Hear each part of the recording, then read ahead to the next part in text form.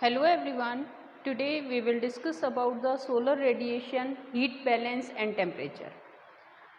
First of all, we discuss about the solar radiation. Solar means sun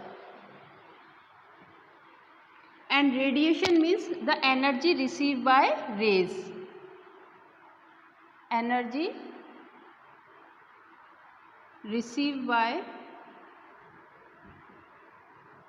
sun rays, that is called solar radiation. अच्छा listen, अब in this is called solar radiation. अब आती है बात कि क्या अर्थ पर सोलर रेडिएशंस इक्वल पड़ती है and the solar radiation, the energy received by the solar radiation, that is called insolation, that is called insolation.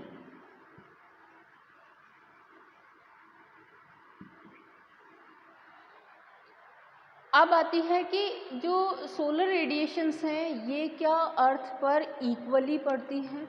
तो नहीं, इक्वली नहीं होती हैं. ये तो आपको भी मालूम है कि सोलर रेडिएशन कहीं पर कम और कहीं पर ज़्यादा होती है. अब सन का जो रोटेशन है, सन का जो रिवॉल्यूशन है, सॉरी अर्थ का जो रिवॉल्यूशन है, दैट इज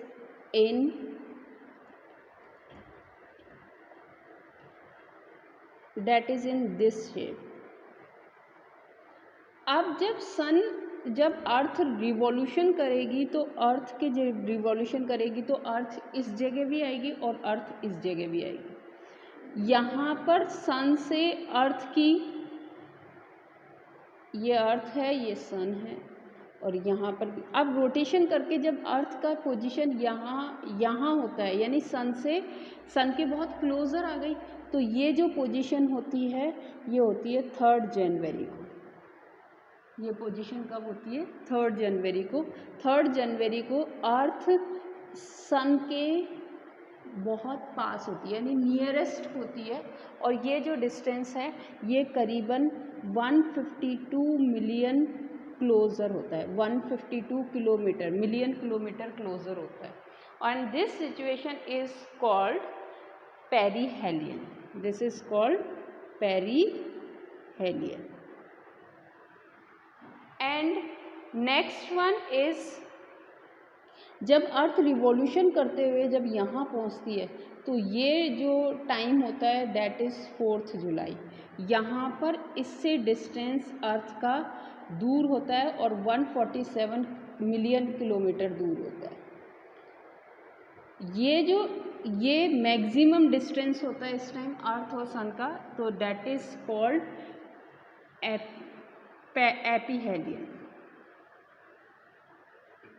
एपीहीलियन. नाउ अब सिंपल सी बात है कि यहाँ जब अर्थ जब क्लोज़र होगी तो सोलर रेडिएशंस क्या होंगे? ज़्यादा होंगे. तो इस टाइम पर सोलर रेडिएशंस ज़्यादा होती हैं, जबकि यहाँ पर सोलर रेडिएशंस दूर होती हैं, फार होती हैं, और यहाँ पर पास होती हैं. तो this is all about the solar radiation and perihelion and aphelion position. तो you have to learn it. Now next is which factors are influent solar radiations, कि हमारी अर्थ पर सोलर रेडिएशंस अलग अलग अमाउंट पर एनर्जी रिसीव होती है, तो उसके कौन कौन से फैक्टर्स हैं जिनकी वजह से ऐसा होता है? तो factors that is influential, factors that affect solar radiation.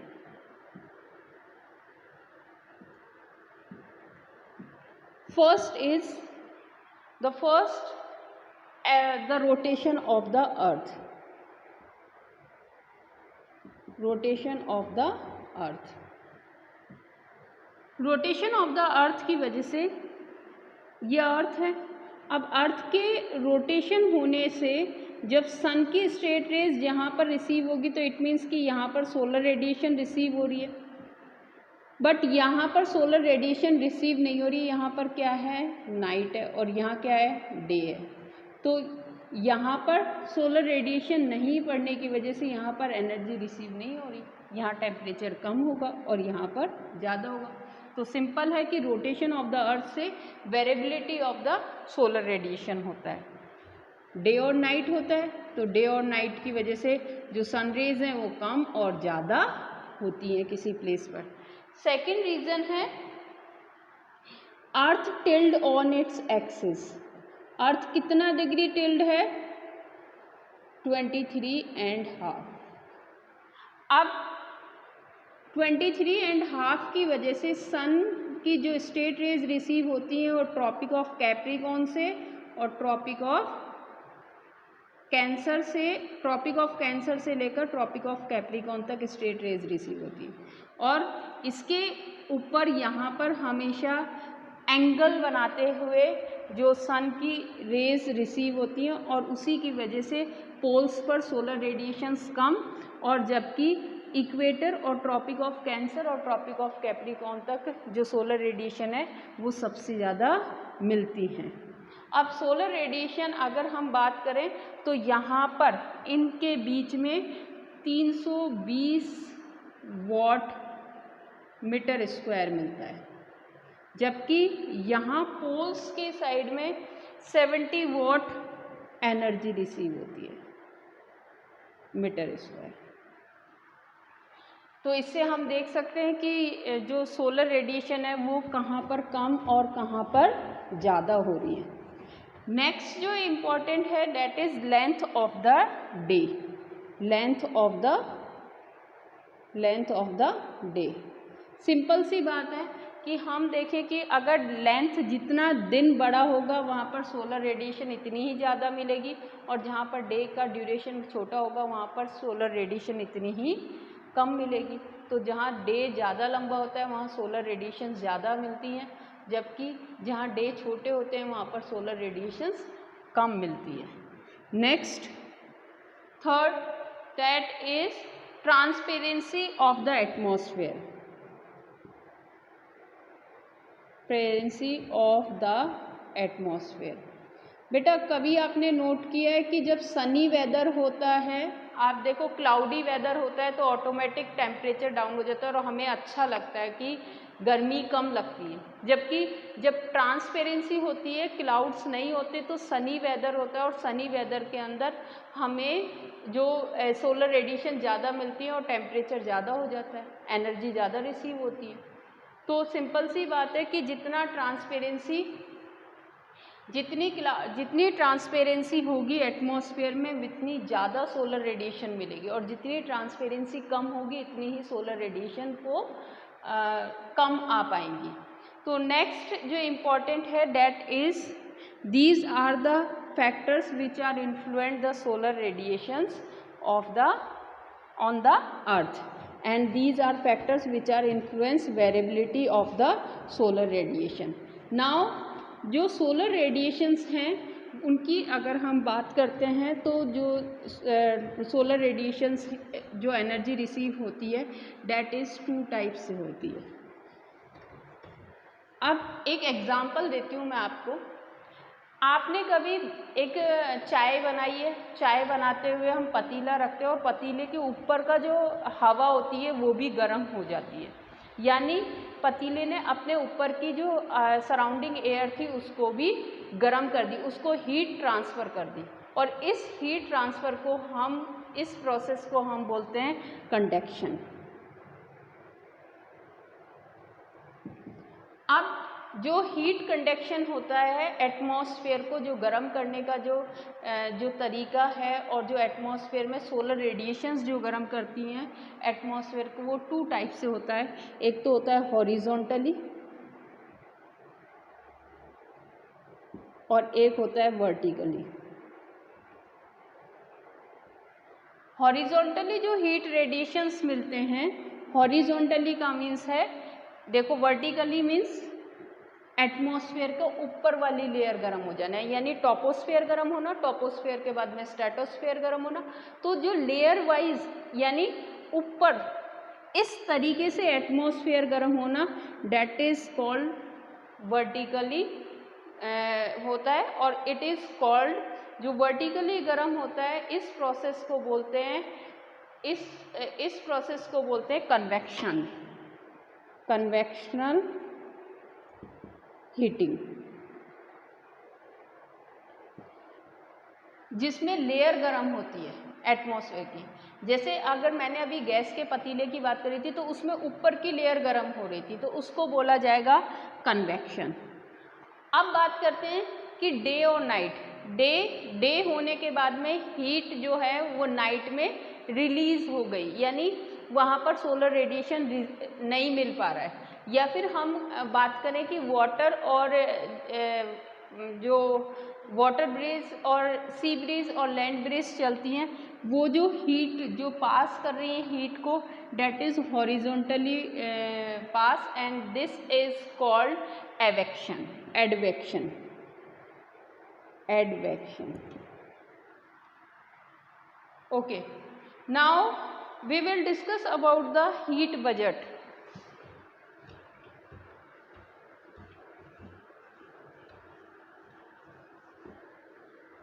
Heat budget के बारे में बात करते हैं। तो हीट बजट जो है, हीट बजट क्या है बेटा, जितनी हमारे पास रेडिएशन आती है हीट की, इतनी की इतनी ही अर्थ वापस स्पेस में छोड़ देता है। अगर नहीं छोड़ता और उसे एब्जॉर्ब करता तो आज शायद अर्थ का टेम्परेचर बॉइलिंग पॉइंट पर पहुंच जाता। तो इसको किस तरीके से छोड़ा जाता है, that is called heat budget. सबसे पहले हम बात करते हैं कि देखो दो वेव्स होती हैं, एक शॉर्ट वेव्स होती हैं और लॉन्ग वेव्स होती हैं। अब जो बात करें सबसे पहले कि जो वेव्स आती हैं वो एटमॉस्फेयर को गर्म करती हैं, एटमॉस्फेयर और उसके नीचे अर्थ है। तो जो एटमॉस्फेयर को सबसे पहले कोई भी वेव्स आई, कोई भी सोलर रेडिएशन आई, ये सन है और ये अर्थ है। अब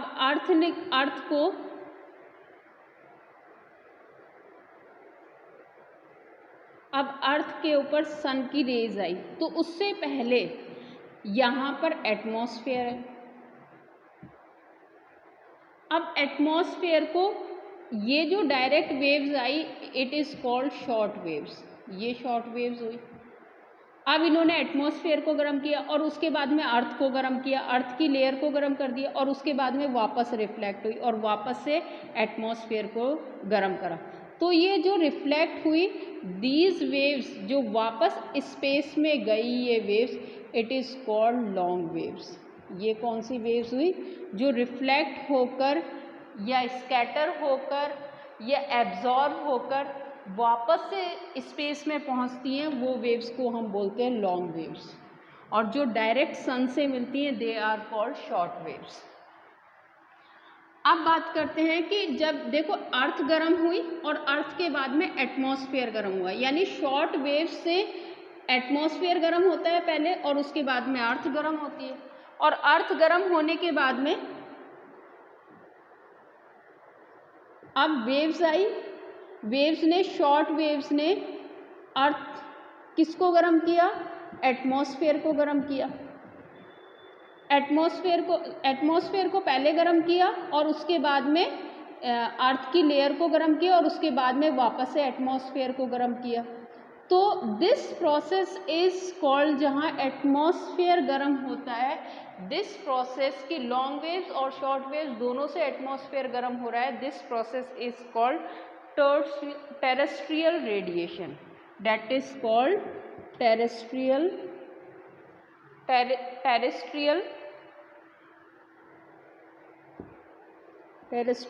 रेडिएशन। नाउ अब अर्थ के पास से, सन से हमें 100% हीट रिसीव हुई। सन से हमें कितना परसेंट हीट रिसीव हो रही है, 100, यानी यहाँ से हमें 100%, अब बात करते हैं हीट बजट की, 100% हीट हमें मिली। अब शॉर्ट वेव्स ने सबसे पहले ozone layer I, ozone layer है और डस्ट पार्टिकल्स हैं।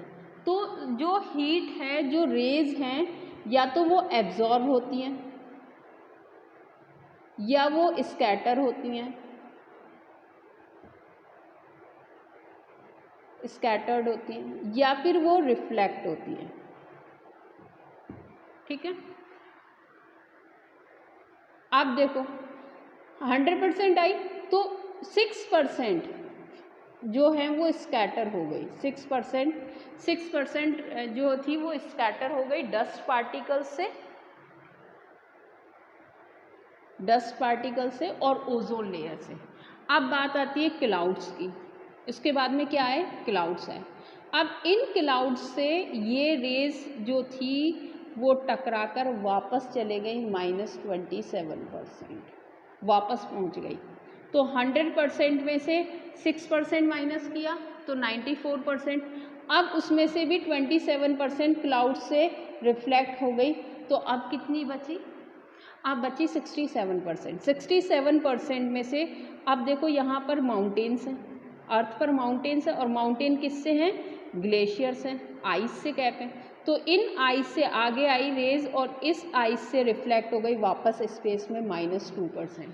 तो अब उसके बाद में आगे आई तो एटमॉस्फेयर मिला। यहाँ पर क्या मिला, एटमॉस्फेयर। अब एटमॉस्फेयर ने +14% एब्जॉर्ब कर ली। क्या कर लिया यहाँ पर, एब्जॉर्ब। 14% को क्या कर लिया उन्होंने, एब्जॉर्ब कर लिया। 14% एब्जॉर्ब होने के बाद में अब 14% और माइनस कर दो 65 में से। 65 में से 14 माइनस किया तो 51% जो थी हीट शॉर्ट वेव्स की वो अर्थ को रिसीव हुई। यानी कितना परसेंट रिसीव हुआ, 51%। अर्थ को कितना परसेंट रिसीव हुआ, 51%। 51% था वो अर्थ को हीट मिली गर्म 51%। अब ये 51% मिल गई। अब मैंने कहा कि हीट जितनी आती है वो 100% वापस कहाँ चले जाएगी, स्पेस में चला जाएगी। तो ये 51% को वापस से कैसे भेजेगी एटमॉस्फेयर में, स्पेस में अर्थ, तो उसके बारे में बात करते हैं। तो 51% को अब जितनी भी वेव्स जाएंगी वो सारी की सारी लॉन्ग वेव्स थी, ये जो वापस स्पेस में गई वो सारी की सारी लॉन्ग वेव्स थी। अब यहाँ पर कितनी आ गई, 51%। ठीक है, अब इस 51% का 17% तो उसने वापस रिफ्लेक्ट कर दिया, ये तो रिफ्लेक्ट हो गई 17% स्पेस में, अर्थ ने डायरेक्ट रिफ्लेक्ट कर दिया। और इसमें से अब बची 34%, वो 34% इसने दे दिया एटमॉस्फेयर को, एटमॉस्फेयर के पास चला गया। अब एटमॉस्फेयर के पास पहले 14% था, 14%, और एटमॉस्फेयर के पास ये तो शॉर्ट वेव्स थी, और ये कौन सी थी, लॉन्ग वेव्स। अब ये लॉन्ग वेव्स होने की वजह से अब इसके पास एटमॉस्फेयर के पास कितना परसेंट हो गया, 48%। यानी 48% जो था हीट, जो वेव्स थी, जो हीट थी वो किसके पास है, एटमॉस्फेयर के पास। अब इसको एटमॉस्फेयर धीरे धीरे धीरे धीरे सुबह के 4 बजे तक इसको रिलीज़ कर देगा। तो एटमॉस्फेयर में ये कितने बजे तक रिलीज़ होगी, सुबह के 4 बजे तक।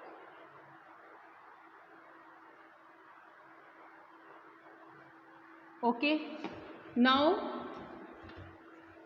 This is all about the heat budget. तो वापस से मैं एक बार बता देती हूँ, 100% हीट आई, 100% में से 6% कहाँ चले गई, 6% हो गई स्कैटर, यानी स्कैटर होकर वापस स्पेस में चले गई। ठीक है, तो अब कितनी हुई यहाँ पर, अब कितनी बच गई, -100 में से माइनस किया तो 94। अब 94 में से -27% वापस चले गई क्लाउड से रिफ्लेक्ट होकर, और इन दोनों को मिलाकर बोला जाता है एल्बिडो ऑफ द अर्थ। जो स्कैटर हुई और क्लाउड से रिफ्लेक्ट हो जाती है, that is called albedo. This is called albedo. This radiation is called albedo of the earth. -2%।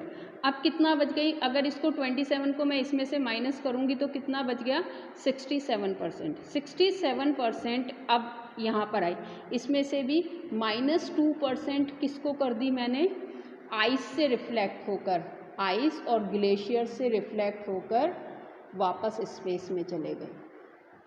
अब कितनी आई, 65%। 65% में 14% किसने, एटमॉस्फेयर ने, -14 कर दो, जो 14% था ये एटमॉस्फेयर ने एब्जॉर्ब कर लिया,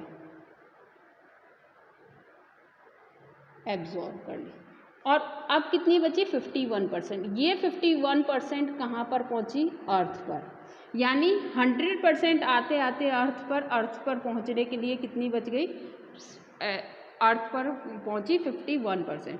इस 51% में से 17% डायरेक्ट स्पेस में पहुंचा देती है, रिफ्लेक्ट होकर अर्थ रिफ्लेक्ट कर और अर्थ पे स्पेस में पहुंच गई। अब बची 34%। उस 34% इसमें जाकर, यानी एटमॉस्फेयर ने 34% जो अर्थ से भी एब्जॉर्ब कर ली, अर्थ से 34% ले ली और यहाँ पर इसे भी एटमॉस्फेयर ने एब्जॉर्ब कर लिया। तो इस तरीके से एटमॉस्फेयर के पास कितनी हो गई, 48%, और उसे धीरे धीरे रिलीज़ कर वो मॉर्निंग तक, उसे सुबह के 4 बजे तक पूरी की पूरी हीट एटमॉस्फेयर में रिलीज़ हो जाती है। और इसको रोकने का काम कार्बन डाइऑक्साइड गैस सबसे ज़्यादा इम्पॉर्टेंट रोल प्ले करती है, जो ब्लैंकेट कहलाता है। वो अपने हीट को अंदर आने तो देती है पर वापस नहीं जाने देती है। तो this is all about the solar radiation. I hope कि आपको समझ में आया होगा। Thank you, have a nice day.